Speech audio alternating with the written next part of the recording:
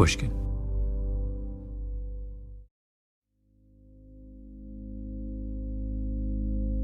Something there is that doesn't love a wall, that sends the frozen groundswell under it. Robert Frost, one of the greatest American poets, reading Mending Wall. I let my neighbor know beyond the hill, and on a day we meet to walk the line and set the wall between us. They walked together down the border of their properties, between his apple orchard and his neighbor's pine trees. Every spring they have to mend the wall, hauling stones to fill the gaps. The narrator asks his neighbor, do they really need a wall to keep pine and apple trees apart?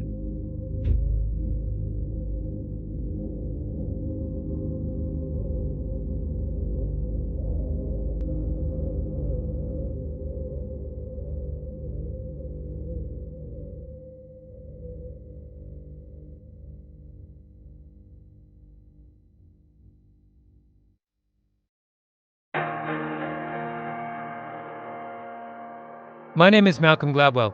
You're listening to Revisionist History, my podcast about things overlooked and misunderstood. This episode is about the most famous line from Mending Wall. Good fences make good neighbors. Written in 1914, as if it were yesterday.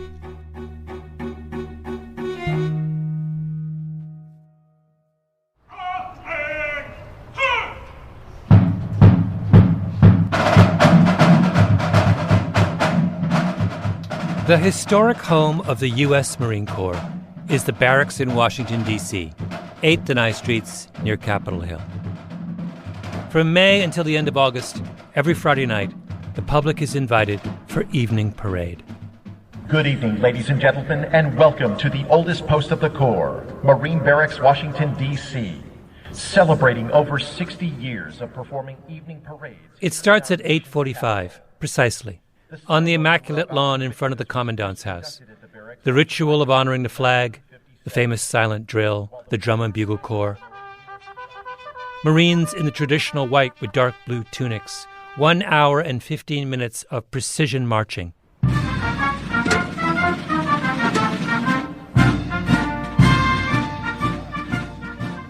Evening parade was the creation of General Leonard Fielding Chapman, Jr., when he assumed the command of the Marine Barracks in 1957. Chapman believed Marine parades had become anglicized. Too many theatrical flourishes, trick drills, frivolities like the Queen Anne salute, the small hats the British favor, the heavy double-soled shoes with cleats. My policy was that we will be regulation, Chapman once said. We will be U.S. Marine Corps regulation. We will do everything in accordance with the Marine Corps regulations, and we'll do it perfectly.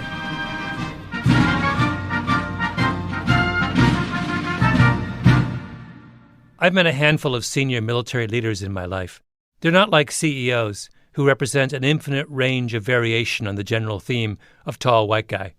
Generals are the product of one of the world's largest and most rigorous meritocracies. To get to the top, they've had to be more disciplined than the disciplined people, and then, at the next level up, smarter than the smart people, then, at the level after that, more charismatic than the charismatic people, and on, all the way up to 5 stars. Generals are the winners of a single elimination tournament that goes on for 30 years.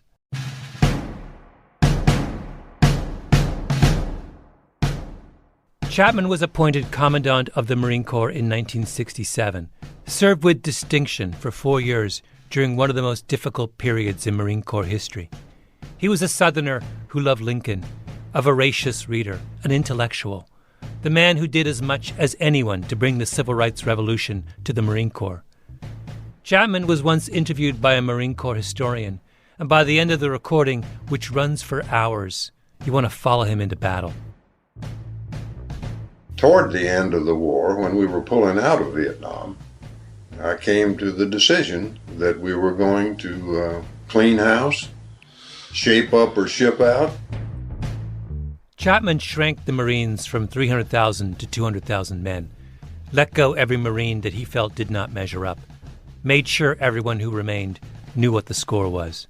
And I'd make my speech about tightening up the Marine Corps and going back to our standards. And I got applauded every time. And it was in such sharp contrast to what was happening in the other services. See, the other services loosened their standards. Long hair, beer in the barracks. Navy especially. Navy especially, yeah. We went exactly opposite directions. The Navy loosened their standards, so did the Army. Tell me, what did he look like? Well, he was very handsome. He was, the pictures of him when he was young, a pretty incredibly, dashing sort of man. This is the general's granddaughter, Danielle Chapman. And he was still very handsome when he was in his 60s and 70s and tall. He still had that military posture to him, also just an incredible stamina. And he actually was very proud of that, too, on the golf course, that until he was in his 80s, he walked and carried his clubs, and he would really rib his buddies about that. And he would say, they would ride in the cart, and he would say, they're over there riding in the cheeseburger wagon, but he was he was walking and carrying his clubs the whole way. General Chapman retired from the Marine Corps in 1971, but he didn't take a lucrative job in the defense industry like so many ex-military brass do. Instead, he goes to his boss, the Secretary of Defense, and asks for help in finding another job in government. He gets his wish. In 1973, he's named commissioner of what was then called the Immigration and Naturalization Service, the agency responsible for securing the borders of the United States. Now, why does he do that? Being head of the Marine Corps is a job of enormous prestige. The INS in 1973 was a backwater. Why would someone take such a big step down? It's not obvious until you think about what Chapman has just been through. Vietnam. He ran the Marine Corps during the worst years of the war. And what was Vietnam? A war about a border. The country was split in two, with a communist government in the north and a pro-Western government in the south. And the north kept sending insurgents across the border to make trouble in the south. That's why the U.S. went to Vietnam, to secure the border. The Marines were in the thick of it. They were way up in the farthest corner of South Vietnam, right on the border with the North.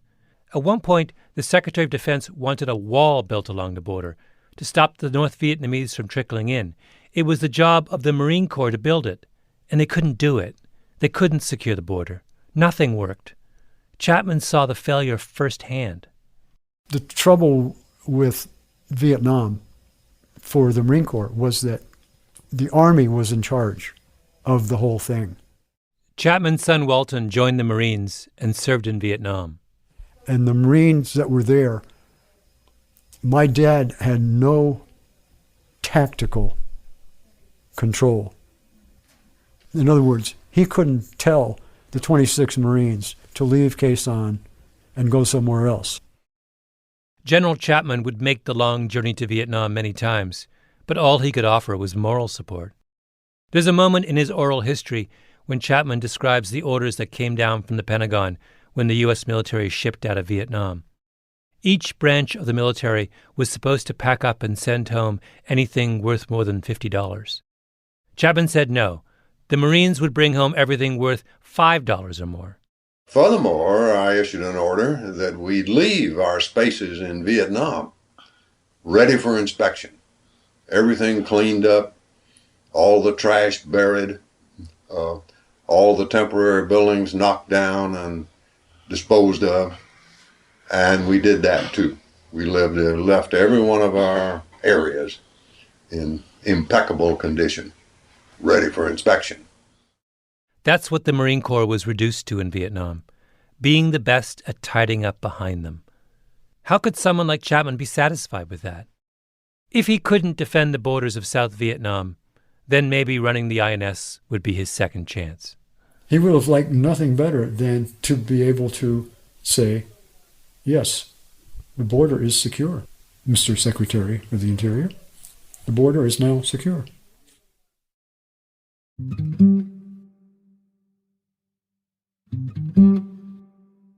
In the 1970s, a young sociologist named Douglas Massey became interested in the subject of Mexican migration. It was then, as now, a matter of political significance. But Massey was struck by how little was actually known about the problem. Nobody really understood exactly where migrants were coming from, or exactly where they were going, or, for that matter, what they were doing once they got to the U.S. and what happened to the families they left behind. Sociologists are the great note-takers of the social sciences. They're used to projects that stretch out for years, that even consume entire careers. So Massey decided to be a good sociologist and study migration properly. He found a partner, a Mexican anthropologist named Jorge Durand, and the two of them began systematically interviewing families of migrants around Mexico. We pick communities. We pick 4 to 6 communities every year. We do a complete household roster and collect basic sociodemographic information on everybody in the household, plus detailed information on everybody's first and last trip to the United States and the total number of trips they've taken. The survey is called the Mexican Migration Project. After 30 years, it's massive. Millions of life years of information, case histories, extraordinary detail. It's the gold standard.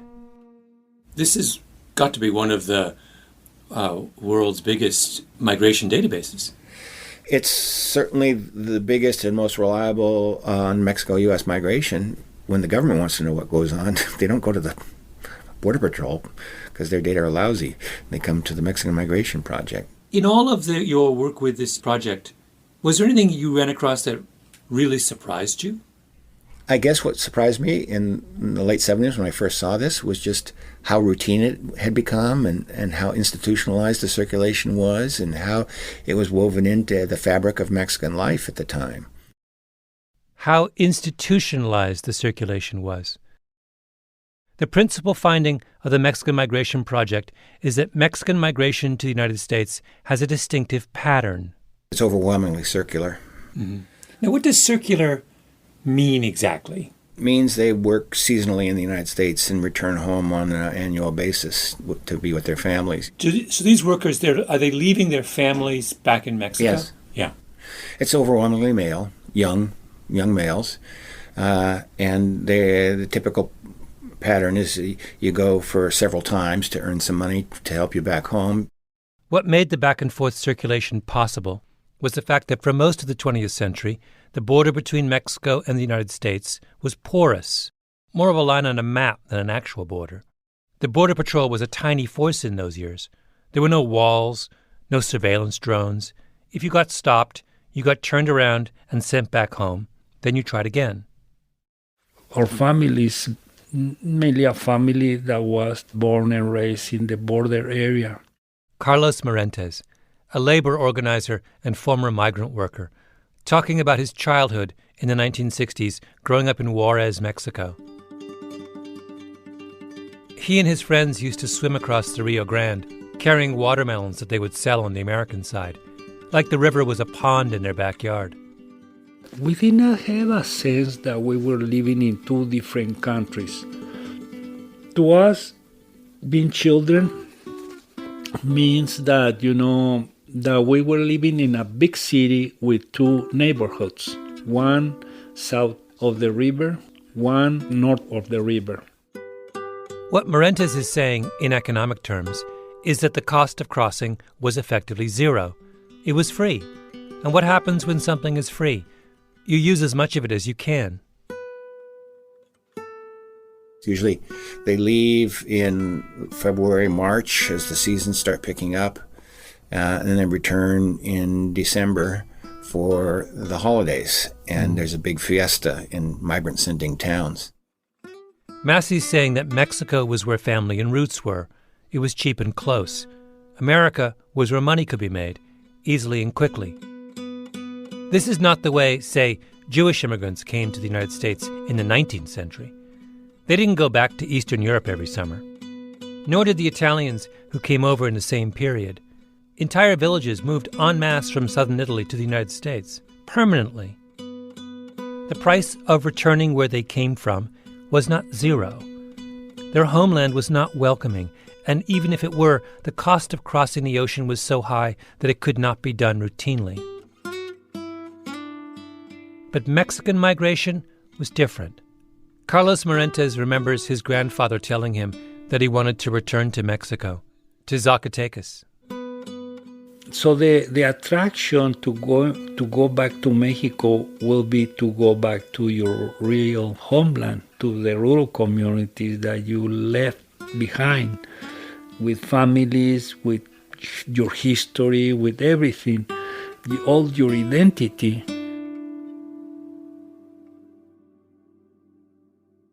This is not the story the United States tells itself. The inscription on the Statue of Liberty does not read, "Give me your tired, your poor, your huddled masses yearning to breathe free for 6 months until you make enough money to go home again." When we think of immigration, we think of the Jewish and the Italian model, permanence. Second thing, circular immigration is very hard to measure. Border controls are designed to count the number of people coming in, not the number of people leaving, because we assume the number coming in is what matters, which it is in most cases, but not in the case of Mexico. Because if a huge group of people eventually go back home again, the only number that matters is net migration. Those who come in minus those who go home. And thirdly, most importantly, circular migration is the result of a zero-cost border crossing.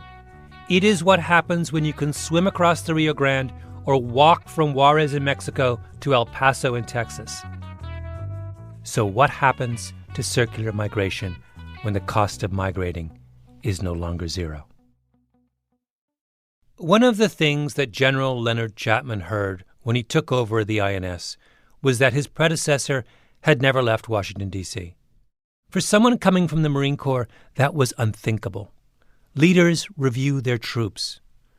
So Chapman set out to visit every INS field office, close to 400 of them, all over the world, some with no more than 2 or 3 people. And it took me 3 years to do it, but I did. I got to every single one of them at least once. So I spent a tremendous amount of time traveling, talking to my troops, for whom I built up a very high regard. Chapman modernized the agency. When it came to information management, he thought the INS was 30 years behind the Marine Corps. Chapman set up a public affairs office, the first in the agency's history. He became a familiar face on Capitol Hill. And the more he learned, the more alarmed he became. There was, as he put it, a general laxity in the enforcement of immigration laws. For goodness sake, kids were swimming across the Rio Grande, selling their watermelons and then going back home again. People were treating the border like it was just a line on a map. I mean, it's easy to envisage 25 million, 50 million, 75 million, 100 million illegal aliens. Yeah. Why not? There's no machinery to stop them. In 1973, when Chapman took over the INS, the cost of crossing the Mexican border was effectively zero. By the time he left in 1977, it was not. And so it begins. In 1986 comes the Immigration Reform and Control Act, which militarizes the border. Then Operation Blockade, which stiffens up the border crossing in El Paso. Operation Gatekeeper, which stiffens up the border crossing in San Diego. The budget of the Border Patrol between the mid-1980s and 2010 increases tenfold. And then today, where the Attorney General of the United States sometimes sounds like Commandant Jefferson Sessions. I have put in place a zero-tolerance policy for illegal entry on our southwest border. If you cross the border unlawfully, then we will prosecute you. It's that simple. The cost of crossing the border has been escalating for a generation. And it began with Leonard Chapman. We ran a Gallup poll right after I first got there that showed that only something like 15% of the American people had ever heard of the problem. when I left, 3 years later, we had another Gallup poll, and over 85% had heard of it. In his years in office, Chapman made 250 speeches across the United States. This is at the same time that he's personally visiting every INS field office and overseeing the complete overhaul of the agency and making his argument over and again on Capitol Hill and giving hundreds of press interviews. The United States went from an INS headed by someone who never left his desk to an agency headed by someone who couldn't stay at his desk. He was relentless. Waking America up for that, for telling America about a problem they didn't know they had. Americans didn't think they had an illegal immigration problem. Leonard Chapman convinced them that they did.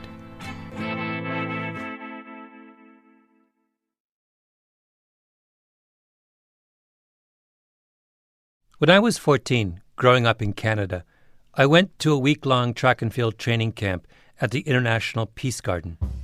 It's a park straddling the border between North Dakota and the Canadian province of Manitoba.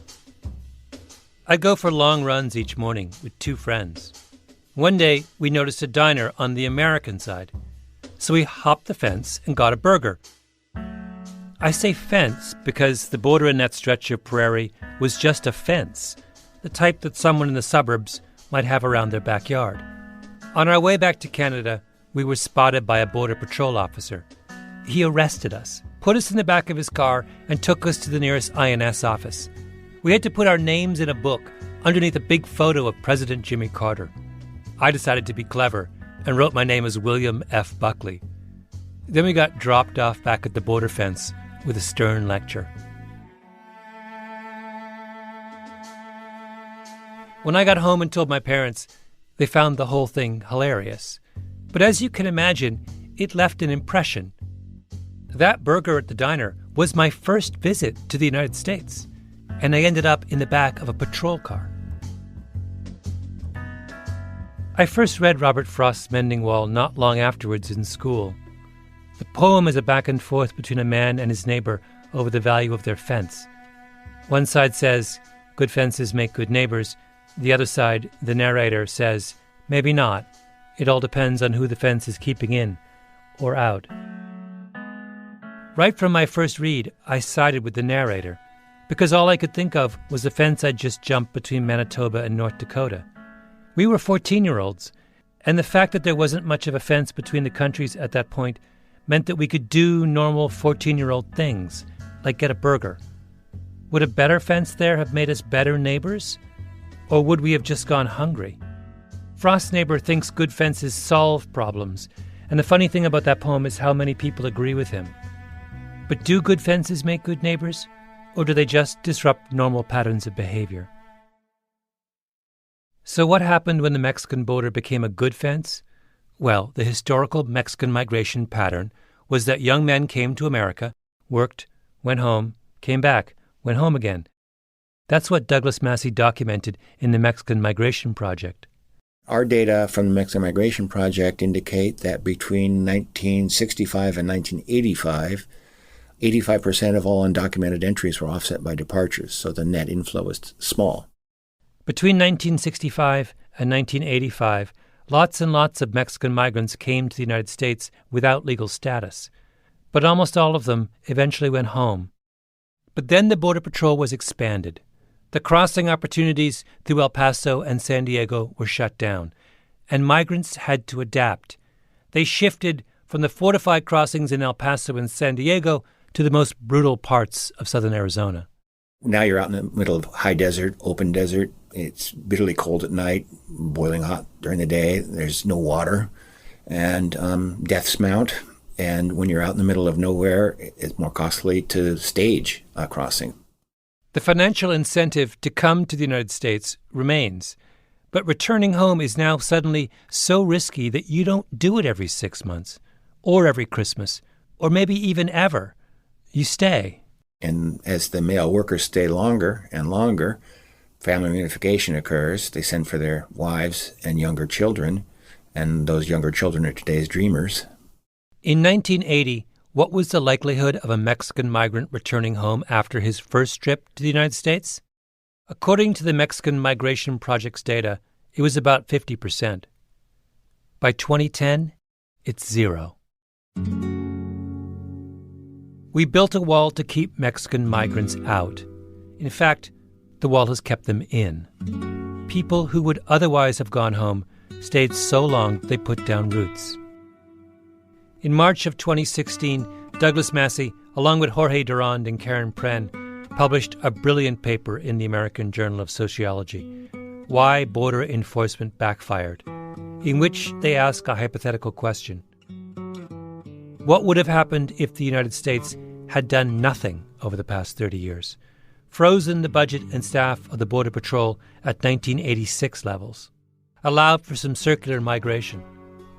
The researchers estimate the undocumented Mexican population of the U.S. would be about a third lower than it is now. This is according to the people who know more than anyone else about Mexican migration, who have access to one of the biggest immigration databases in the world. And what is their conclusion? That the attempt to solve the problem of illegal Mexican migrants is what has caused the problem of illegal Mexican migrants.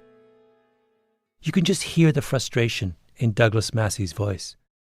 For me, I've been watching this train wreck in real time for the past 2 decades, really. And I kept trying to tell people that, when it comes to border enforcement, less is more. And if you militarize the border, you're going to produce a larger undocumented population. I said this before the House Judiciary Committee, the Senate Judiciary Committee, Subcommittee on Immigration.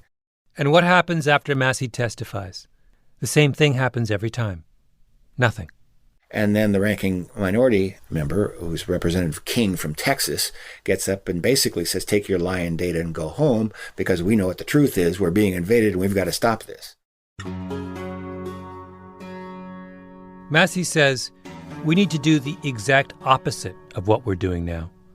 When we raised the cost of crossing the border, that shut down circulation. If you want to restore circulation, then you should make the border easier to cross. Reduce the size of the Border Patrol, don't increase it. Make it easier for migrants to get legal status, not harder. If you wanted to lower the number of Mexicans living in the United States, give them green cards, and a lot of them would go home. The U.S. is not that nice a place for people, for Mexicans these days. But they have families here. They got U.S.-born kids. And if they know they can come back, they'll go home. If we had kept things the way they were in the early 1970s, the same badly run Border Patrol, the same ineffectual leadership, the same indifferent public, we wouldn't be tearing our hair out over immigration. If there was ever a place for bad government, it was on the southern U.S. border. But what did we get? We got the one guy who couldn't do bad government, the man haunted by his country's failure to build a wall in Vietnam. I think you came out with a comment about all Marines are green, type of thing. There's a fascinating moment in General Chapman's oral history. His interviewer asks about racial troubles that rocked the Marine Corps in the late 60s. The civil rights movement was at its apex. There was a near race riot at Camp Lejeune, fistfights among soldiers in Vietnam. Black Marines wanted to be treated with the same consideration as white Marines. Chapman's response may be his most memorable pronouncement. All Marines are green. Not black, not white. The color of the uniform is what matters. Backed up by a directive on racial discrimination sent to every officer under his command. He even made a Solomonic ruling on the prohibition against black soldiers wearing their hair in an afro. Hair, he said, was hair. The concern of the Marine Corps was not with its form, only with its length. What it said was that within those limits, a Marine can style his hair any way he wants to. Yeah. That's what it said. So that if a black Marine wanted to have an afro that was no more than 3 inches long and was neat and trim around the side, fine. Why not? Yeah.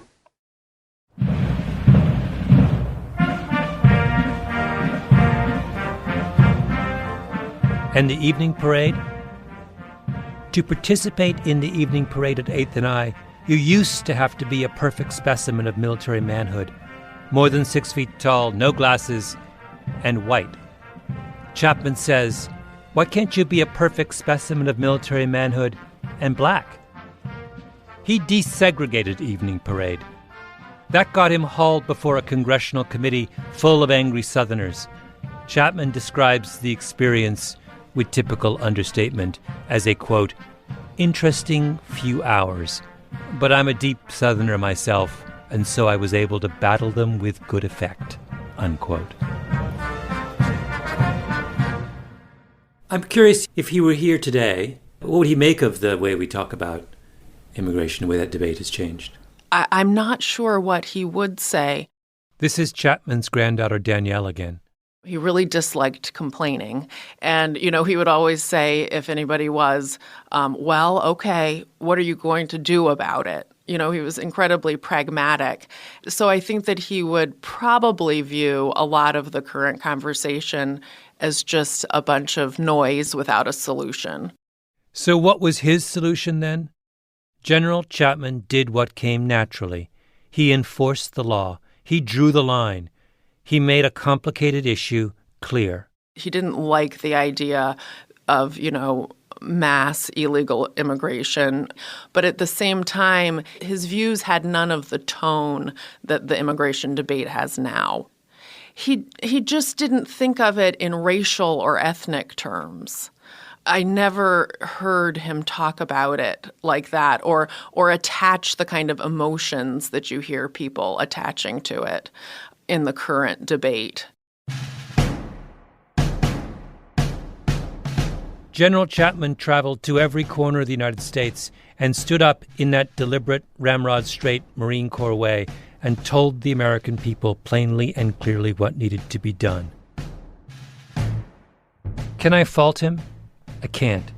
I wish there were more people like Leonard Chapman, especially these days. It's just that in some cases, complicated things are best left unclear. And we're better off letting whatever it is that doesn't love a wall run its course. Something there is.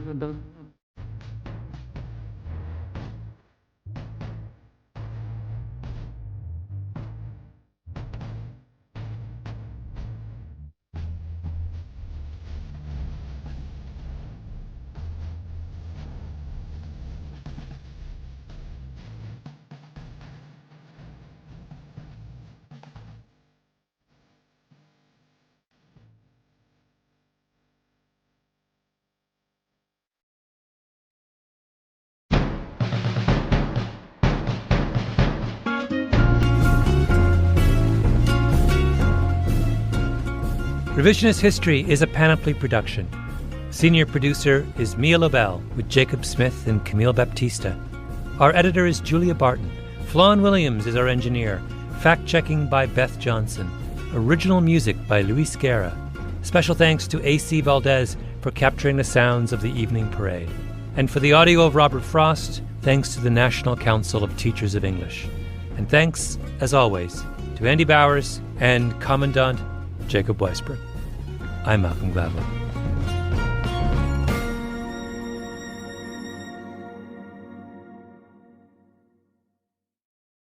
I think the only time I can remember him really getting angry with me was when I kind of blasphemed the Constitution, and I don't know why I would do that, except I was a teenager.